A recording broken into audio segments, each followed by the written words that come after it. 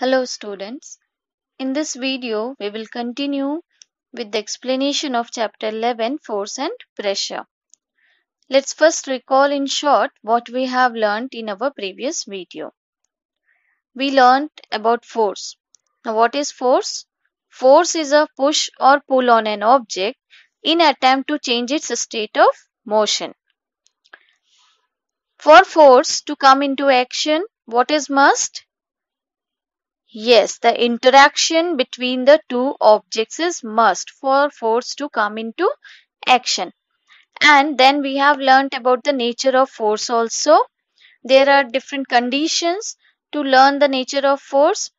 If we apply the force on an object in the same direction, means different forces are applied on object in same direction, then the net force will be equal to the sum of all that forces which is applying on that object. Okay, and if different forces are applied to an object in the opposite directions, then the net force will be, in this case what will be the net force? It will be equal to the difference between the two forces. Means obviously we are going to make the subtraction from the smaller force from the larger one. And in case we are applying different forces from opposite directions but both the forces are equal, then in that case the net force will be 0. So these are the three different natures, that if we will apply different forces in same direction, they all will add up. If we apply forces from in opposite directions, so the smaller one is going to be subtract with the bigger one. And if both the forces are equal from opposite directions, then in that case the net force will be 0. Now we will continue with our next topic, that is the effects of forces. A force cannot be seen. We won't able to see how, means what is force. We are applying the force, but how we able to conclude that the force is applied? It is because of the some changes or effects that is produced on various objects. Okay, so by learning different examples, we are going to find what kind of effects we able to see when we apply the force. For example, the first effect, when we apply forces, a force can move a stationary object. So different examples related to this effect I am going to explain you. Listen it carefully. While taking penalty kick in a football match, you all are aware of this penalty kick situation. Huh? While taking a penalty kick in a football match, the player applies a force on the stationary football. Before the player is going to hit the football, that football is at rest and its speed is 0. When the force applied by the player on it, it starts moving towards the goal. Once the player hits it, it starts moving towards the goal. So if we kick up this means if as he kicked this football and it started moving towards the goal on the ground. Okay, so we can say the force of the player's foot makes the stationary ball move. Correct? Okay. Let's have another examples.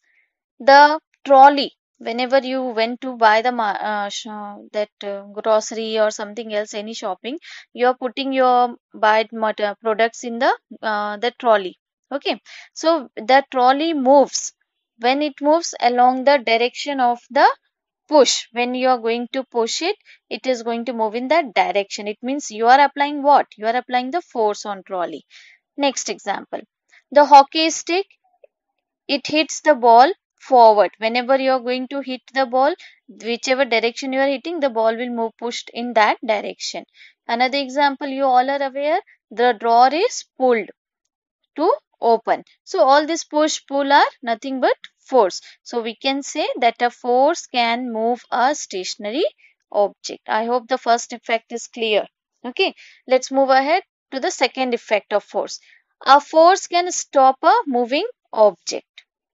In a football match, whenever the goalkeeper jumps up to save the goal, he applies a force to the moving football with his hands. This force applied by goalkeeper helps in stopping the moving football and saves the goal. So we can say that when that football keeper applied force, the moving object stops. So it is an example of, and it shows the effect of force can stop a moving object. Other examples you can take: a cricket ball moving on the ground stops automatically after some time. Okay, nobody is there, no player is there to stop it, but it stops automatically after some time. How? Actually, the force of friction of ground stops the moving cricket ball. About friction, I will explain you later. But remember here how that ball stops on the ground naturally, because it's not like that nothing is acting, but a force is acting on it. It is exerted by the ground. Similarly, the force whenever you apply, you are driving the bicycle, you are driving car, any vehicle, and you apply brake, it stops moving. Correct? So it is also an example that a force can stop a moving object. The next, third effect. A force can change the speed of a moving object. Suppose we are moving on a bicycle. You all used to ride the bicycle now. You are moving on a bicycle. And if someone pushes you from the backside, from behind, then what will happen? The speed of bicycle will increase and it will move more faster. And just think of opposite now. If you are moving the with a bicycle and someone pulls you, this time nobody is pushing someone pulls you from the backside, from behind, then what will happen? Then the speed of bicycle decreases and it will move slower. Thus, push or pull, you all know that push or pull is nothing but a force. So if the force is applying on that bicycle, if it is pushing or pulling, so it is going to change the speed of that bicycle. Either it will increase if we will apply it in the direction of motion, it increases the speed, and if we will apply force in the direction opposite to the motion, direction of motion, then it will decreases the speed. Next effect is a force can change the direction of a moving object. Okay, you all are aware of cricket match. What happened in that? In cricket match, when a moving cricket ball hits by a bat of a player, then the direction of cricket ball changes and it goes in another direction. In this case, the force is exerted by the bat, which is going to change the direction of a moving cricket ball. Okay, while playing tennis, you all have seen tennis game also. While playing tennis, the ball changes its direction when it gets hit from the racket of the player. Again, it changes its direction.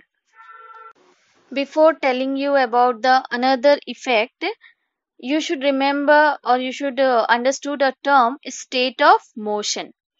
What is the state of motion?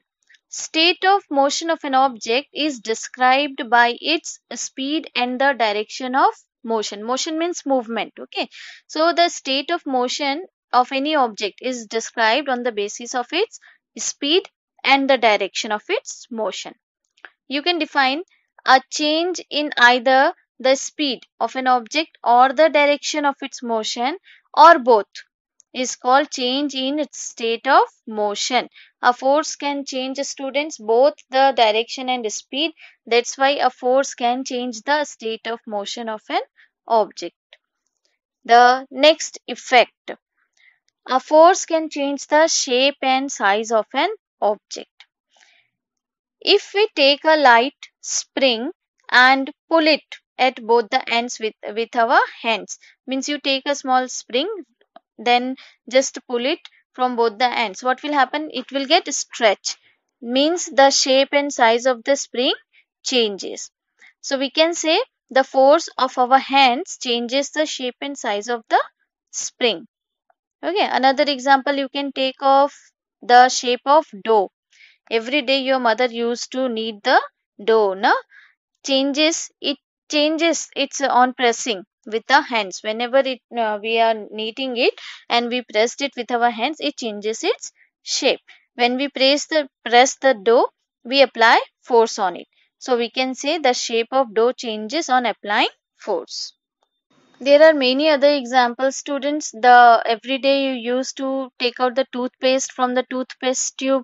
That is also an example how the force when you apply and it changes the shape. even we take the lemon juice from the lemon piece, we used to squeeze it, means by changing the shape gets changes. Then when we sit on a bicycle seat, the springs of the seat get compressed and their shape and size changes. So this happens because of our weight it applies a force on the spring, and then which makes them it compressed, okay, and changes the shape. So all these examples tells us that a force can change the shape and size of an object. So what all are the different effects of forces? A force can move a stationary object. A force can stop a moving object. A force can change the speed of a moving object. A force can change the direction of a moving object. A force can change the shape and size of an object. So all these are the different effects. Remember this. I'm going to stop over here.